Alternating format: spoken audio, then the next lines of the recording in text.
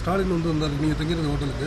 ரெண்டு பேரும் ரகசியமா பேச்சுவார்த்தை நடத்துற ஒரு தகவல் வெளியில பரவிட்டு இருக்கு. அந்த கீழே ஹோட்டல் கீழே பாதாளம் ஒன்று இருக்குங்களா, அந்த பாதாளத்தில் ஒரு ரகசிய பேச்சுவார்த்தை நடத்துனேன்.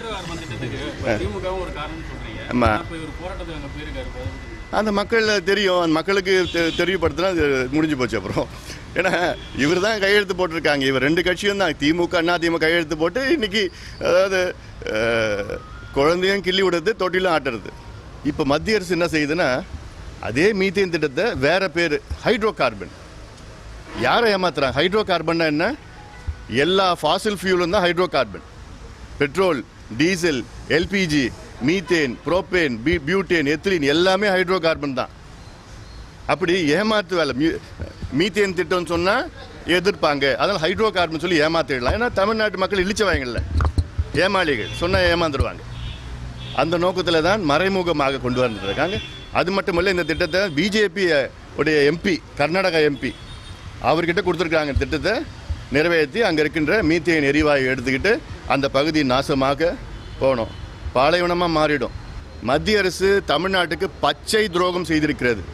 கடந்த ஆண்டு உச்சநீதிமன்றம் தெளிவாக ஒரு தீர்ப்பு, இன்னும் 4 வாரத்திலே காவிரி மேலாண்மை வாரியத்தை அமையுங்கள் என்று சொன்ன உச்சநீதிமன்ற தீர்ப்பை அமல்படுத்தாமல் அங்கே கர்நாடக அரசுக்கு சாதகமாக செயல்பட்டு கொண்டிருக்கிறது. ரெண்டுமே, பிஜேபியும் சரி காங்கிரஸும் சரி.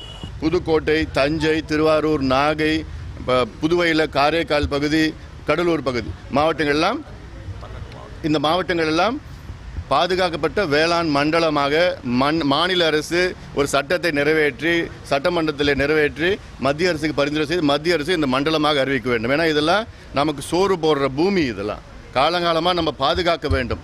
வருங்கால சந்ததியினருக்கு நல்ல நிலத்தை விட்டு போக வேண்டும். முதலமைச்சர் என்ன பண்ணிட்டு இருக்காரு? கடிதம் எழுதுகிறோம். கடிதம் ஜெயலலிதா அதான் எழுதிட்டு இருந்தாங்க, இப்போ தொடர்ந்து எழுதிட்டு இருக்கோம். அதெல்லாம் ஒன்றும் சரிப்படாது. இனி யாரும் உள்ள வரக்கூடாது. அங்கே மேற்கு வங்கத்தில் நடந்த சிங்கூர், நந்திகிராம் போன்ற போராட்டங்கள், ஆர்ப்பாட்டங்கள் இங்கே நடக்கும், இனி வரும் காலம் நடக்கும்.